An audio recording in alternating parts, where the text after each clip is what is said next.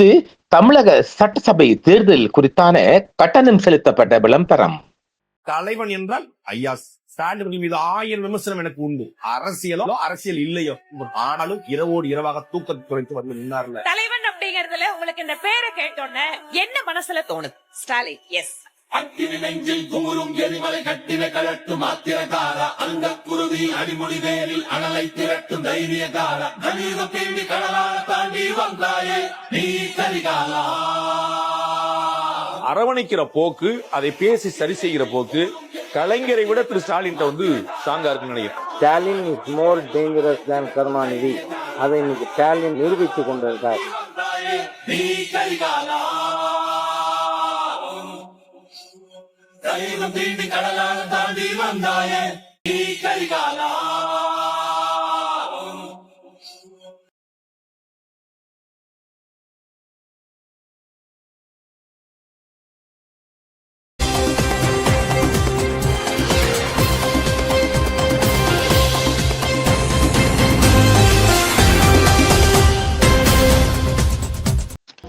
அன்பினர்களே, தமிழக தேர்தல் களத்தின் பார்ட் 2 வருங்கணும். பார்ட் 2 நாமல் ஏடிஎம்கே இபிஎஸ் அவர்களை பற்றி பார்க்கின்றோம்.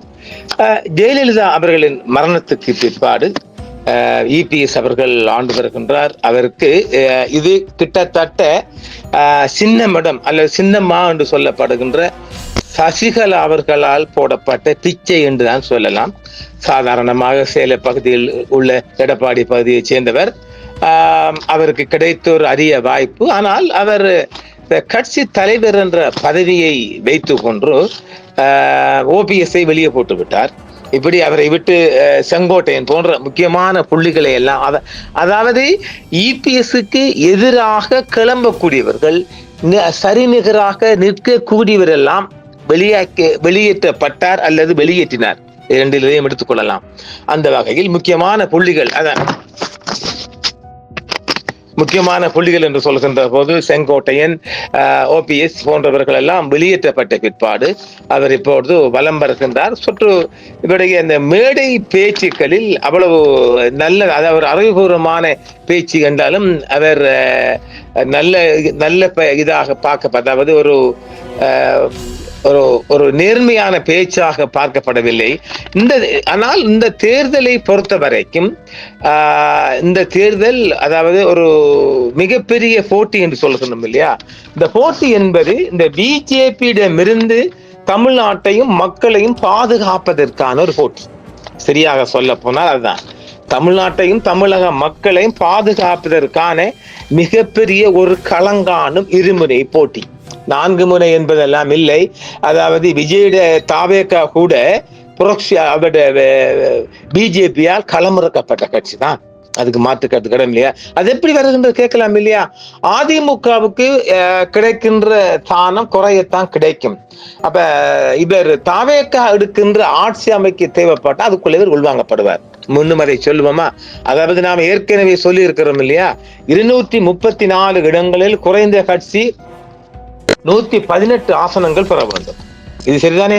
இப்ப 118 ஆசனங்களுக்கு இபிஎஸ் தலைமையில் அதிமுக கூட்டணி அதுக்கெல்லாம் கிடக்குறாரு. அவர் யாரு? அன்புமணி எல்லாம். அன்புமணி யாரு? பாமக மாம்பழ கட்சியின் புதல்வர். அப்பனுக்கு எதிராக நீதிமன்றம் எல்லாம் போயிட்டு மாம்பழத்தை உடைமையாக்கிட்டார். அவருக்கான ஒரு ஊழல் ஒன்று இருக்கு. அந்த ஊழலை காப்பாற்றுவதற்காக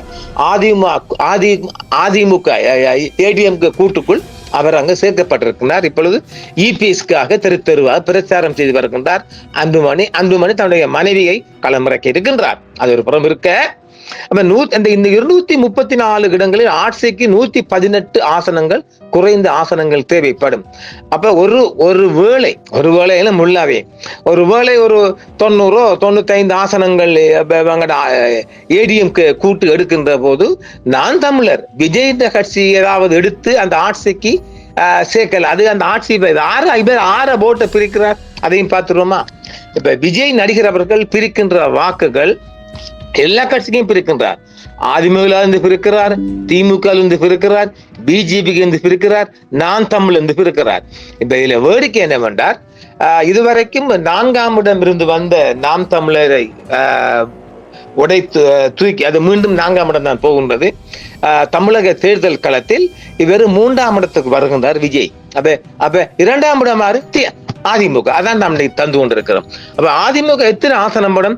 ஏற்கனவே அவங்க 62 ஆசனம் வைத்திருக்கின்றார்கள். இந்த வாட்டி அதே 60-65 ஆசனம் தான் பிறக்கின்றது. இந்த கணக்கெல்லாம் வச்சுக்கொள்ளுங்க, தேர்தல் வருகின்ற போது பார்க்கலாம். இப்பொழுது நாம் அந்த விட்ட சவரண்டு வருகின்றோம். பிடிஆர் பழனிவேல், இது யாரு? பழனிவேல் மாணிக்கம். இவர் மிகப்பெரிய மாஸ்டர் டிகிரி, அதாவது மாஸ்டர் பிசினஸ் எம்பிஏ வெளிநாட்டில் அமெரிக்காவில் முடிச்சு நினைக்கிறேன். மிகப்பெரிய ஒரு நிதி அமைச்சராக இருந்தவர் இங்க தமிழகத்தில். இவர் ஆல் இந்தியாவிலே சென்ட்ரல் கவர்மெண்ட்லேயே ஒரு நிதி அமைச்சர் தகுதியானவர்.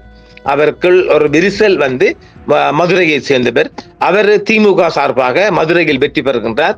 குஷ்புட கணவருக்கு சுந்தர் சுந்தர் தோல்வி அடைகிறார். இது மிகப்பெரிய இழப்பீடு இல்லையா? குஷ்பு அம்மாட கணவர் சுந்தர் பட தயாரிப்பு டைரக்டர், அவர் தோற்கின்றார். சரி, இப்ப அதிமுக எடுத்துக்கொண்டால், அதிமுகவில் இபிஎஸ் ஒரு விவசாய குடும்பத்தை சேர்ந்தவர். ஆனால் அவர்கின்ற பேசுகின்ற பேச்சுக்கள் அதாவது அவருடைய பேச்சுக்களில் என்ன பேச்சு? இந்த அவருடைய மேடை பேச்சுக்களில் பிரச்சார பேச்சுக்களில் கண்ணியம் இல்லை. நிச்சயமா அவர் பேச்சு ஒன்றிலும் இல்லை. அவர் சொல்கின்றார், கொரோனா காலத்தில் ஸ்டாலின் செத்து போகிறீங்கணுமா? என்ன ஒரு கேவலம் கேட்ட கதை பாருங்களேன். இதே வார்த்தை உங்களுக்கு அவங்க சொல்றது எவ்வளவு நேரம் ஆகும்? துணை முதல்வர் யாராவது? அவருடைய மகன் இல்லையா, ஸ்டாலின் மகன். அவர் துணை முதல்வர் இறந்திருக்கணுமா? இதுங்க சொல்றான். அவர் ஒரு விபத்துல இறந்திருக்க வேணுமா? இதெல்லாம் சொல்லுகின்ற போது ஒரு கேவலமாக பார்க்கல. அதாவது இந்த போட்டி என்பது இந்த தமிழகத்துக்கான தேர்தல் இருக்கு இல்லையா, இது திமுகவுக்கும் பிஜேபிக்கும் இடையிலான போட்டி. இது நானா நீங்க அந்த போட்டியானது சங்கிகளுக்கும் தமிழுக்குமான போட்டி, அல்லது மிகப்பெரிய பிஜேபி சங்கிகளுக்கும் தமிழுக்குமான போட்டி. கர்நாடகா ஆந்திராவில் ஹிந்தி நடைமுறை சாதாரணமா ஹிந்தி நடைமுறைக்கே வந்துட்டு, இப்ப இங்க தமிழ்நாட்டை எடுத்துக்கொண்டாலும் வடக்குல ஹிந்திக்காரன் தமிழ்ல மிகப்பெரிய எல்லா தொழில்துறைகளையும் ஆதிக்கம் செலுத்துறான். இப்ப போற போக்க பார்த்தா இன்னும் கொஞ்சம் விட்டுச்சிடம் என்றால் அவன் வாக்களிக்க போறான், பீகாருக்கெல்லாம் வாக்களிக்க போறான், அவன் பிஜேபிக்கு தான். ஆனால் தமிழ்நாட்டில் வேலை செய்யறான், வாக்களிச்சா அங்க போயிடுவான். இப்ப போற போக்க பார்த்தால் பிஜேபி திமுக வீழ்த்தினால் ஒட்டுமொத்தமாக இந்துக்குள்ள வந்துருமது. மிகப்பெரிய ஒரு மோசம் போயிடும். அதாவது இலங்கைக்குள்ள இந்த பெரும்பான்மை சக்திகளால் சிறுபான்மையினங்கள் பழிவாங்கப்படுவது போன்று தமிழகத்தில் பிஜேபி ஆட்சிக்கு வருமானால் மிகப்பெரிய பழிவாங்கலுக்குள் தமிழர்கள் வருவார்கள். அந்த ஒரு போட்டி அணுது. இந்த போட்டி என்பது மிகப்பெரிய போட்டி. அதாவது சரியாக சொல்ல போனால் தமிழை காப்பதற்கான போட்டி, தமிழனை காப்பதற்கான போட்டி. இந்த போட்டி என்பது மிகப்பெரிய போட்டிக்குள்ளாம் வருகிறது இரண்டு கட்சிக்குள்ளையும். இந்த பிஜேபி முழு நோக்கமும் சங்கிகளுக்காக வருகின்ற ஒரு சங்கி தேர்தலில். அப்ப தமிழ்நாட்டை முற்று முழுதாக சங்கியல் தேசமாக மாற்ற வேண்டும் என்பதற்கான மிகப்பெரிய போட்டி இது. இப்ப அதற்காக சில ஊடகங்களும் களமிறக்கப்பட்டிருக்குது. தமிழ் தந்தி, பிரபு, நிறைய இப்ப தினமலர், அப்புறம் தினகரன், இப்படி ஏகப்பட்ட ஊடகங்கள் எல்லாம் இந்த சங்கிகளின் ஊடகங்களாக மாறி திமுகவை வீழ்த்தவனு. அதாவது இந்த போட்டி என்பது பிரிவினைக்கும் ஒற்றுமைக்குமான தேர்தல். சோட்டா சொன்ன போல மாட்டால் பிரிவினைக்கும் ஒற்றுமைக்குமான தேர்தல். இப்ப பாருங்க, நிறைய இடங்களில் இந்த தமிழகத்துல நோம்பு காஞ்சி முஸ்லிம்களும் தமிழும் ஒற்றுமையாக வாழ்கின்ற நேரத்தில பிஜேபிக்கு ஆட்சிக்கு வருமானால் இந்த தமிழ்நாடு மணிப்பூராக மாறலாம். அங்க மணிப்பூர்ல என்ன நடக்குது? ஒரு வாரத்துக்கு முன்னாலே 3 பேரை சுட்டு போட்டாங்க. அப்ப ஒரு கலவர பூமியாக தமிழ்நாட்டை கலவர பூமியாக மாற்ற வேண்டும் என்பதற்கான ஒரு முன்னகர்வு. அதற்காக இபிஎஸ் ஃபுல்லாவே தொபுக்கான காலில் விழுந்துட்டாரு. பிஜேபி கீழே விழுந்து, அதெல்லாம் அமித்ஷா கீழே. அதே போன்று பிஜேபி ஒரு புராக்சி, பிஜேபி ஒரு பார்ட் ஆஃப் தான் இவர் தாவேகா விஜய கட்சி. இந்த விஜய் 5 ஆசனம் பெற்றாலும் அது கடைசி ஆட்சி ஒன்று அமைக்க வேண்டுமானால் அது அதிமுக பிஜேபிக்குள்ள கொண்டு களமிறக்கப்படுவார். அதுக்காக அவரை தனியை இறக்கி இருக்காங்க. நாம ஏற்கனவே பாட்பான்ல சொல்லியிருக்கிறோம் இல்ல, பிஜேபி தனியை இவரை களமிறப்பதற்கான நோக்கம் வாலிபர் வட்டங்களை, இளைஞர்களை மோப்பம் இளைஞர்களை அள்ளி அள்ளி எடுப்பது, அது வெற்றி கண்டிருக்குது. தெருவாக என்னென்னே தெரியாது.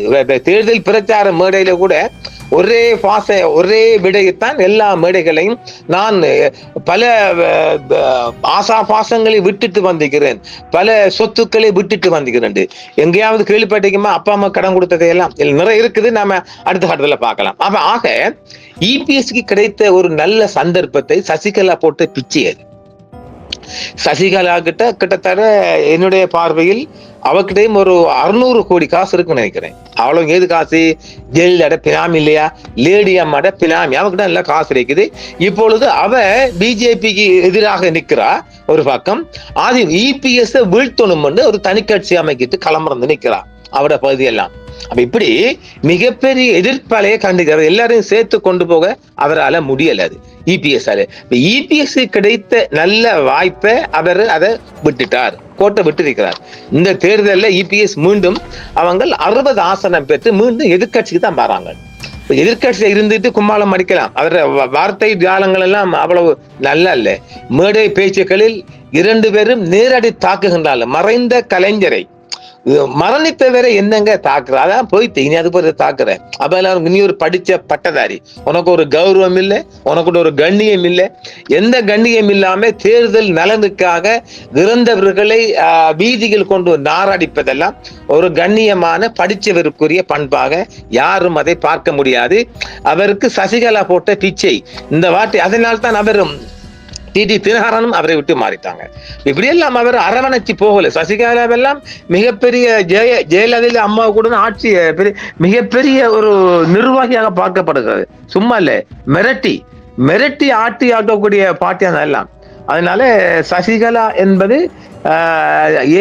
ஏடிஎம்கே அதிமுகக்குள் இருந்து ஒரு பிரிக்க முடியாத சக்தியாகத்தான் பார்க்கலாம். காலப்போக்கில் அவங்க அந்த கட்சியை கைப்பற்றக்கூடிய வழியும் பார்க்கலாம். ஏனெனில் இரட்டை இலை சின்னமும் எம்ஜிஆரும் ஜெயலலிதாவும் அந்த கட்சிக்குள் இன்னும் இருப்பதால், மக்கள் மனங்களில் இரட்டை இலை மிக அதிக அளவு இருப்பதால் அவ்வளவு சிம்பிளாக 30-40 எல்லாம் வீழ்த்த முடியாது. மீண்டும் அவர்கள் 60 இடங்களை கைப்பற்ற வாய்ப்பு இருக்கின்றது. மீண்டும் எதிர்கட்சியாக வருகின்றார்கள். பார்க்கலாம். இந்த தேர்தல் மே 5ஆம் தேதி வாக்கில் தான் கவுண்டிங் பண்ணப்படும். 23ஆம் தேதி தேர்தல் இருக்கின்றது. நாம் பார்ட் 2 தந்திருக்கிறோம். நாளை நாம் பார்ட் 3 சந்திக்கின்றோம் நான் தமிழர் சீமானை. நான் தமிழர் சீமா 4ஆம் இடத்துக்கு மீண்டும் தள்ளப்படுகிறார். அவர் பற்றிய விளசலை நாளைக்கு பார்ப்போம். அப்ப இப்பொழுது நாம ஏடிஎம்கே அதிமுக இரட்டைகளை சின்னத்துக்குள் உள்ள ஆதிக்கம், அங்கே அதாவது கொங்கு மண்டலம் போன்ற பகுதிகளெல்லாம் ஏடிஎம்க்கு ஒரு கொஞ்சம் ஆதரவு இல்லைன்னு சொல்ல மாட்டோம். அதனால் அங்கெல்லாம் உங்கள் ஆட்சி பிடிப்பிற்கான மிக அதிக வாய்ப்பு. அதனால தான் நாங்கள் அவர்களுக்கு 60 இடங்களை எமது தேர்தல் கணிப்பீட்டில் கொடுத்திருக்கின்றோம். அடுத்த கட்சியாக நாங்கள் நான் தமிழரும் தாவேகாம் இன்னும் 2 பாட்டான் இருக்கின்றது தேர்தல் கணிப்பீடு மாத்திரம். ஆனால் 5ஆம் கட்டத்தில் நாங்கள் ஒட்டுமொத்தமாக தமிழகத்தை சுற்றி வரும் ஒரு கணிப்பீடை நாங்கள் பார்ப்போம். ஆக 234 இடங்களில் அதிமுக 60 இடங்களை குறிப்பாக ஏற்கனவே அங்க 62 வச்சிருக்கிறாங்க. அந்த இடத்துல கொஞ்சம் குறைய வாய்ப்பு இருக்காது. அந்த 62இல் ஒரு 5 ஆசனங்கள் குறைய வாய்ப்பு இருக்குது. 57 தான் நாங்கள் 60 இடங்களை போடுகின்றோம். அவர்கள் 57க்கும் பாய வாய்ப்பு இருக்கின்றது. ஆம்னர்களே, நாம் மீண்டும் பார்ட் 3 அடுத்த பாட்டில் சந்திப்போம். அங்கு நாம் தமிழர் கட்சியை. என்றும் உங்களுடன் சன்ரைஸ் இந்தியா டிவி சப்ஸ்கிரைப் பண்ணுங்கள், பெல் பட்டனையும் கிளிக் செய்யுங்கள். உங்கள் ஆதரவே எங்கள் சேவை. ஆதரவு தாருங்கள், அரவணைப்போம். மறக்காம சர்ப்ரைஸ் பண்ணுங்க. தேங்க்யூ.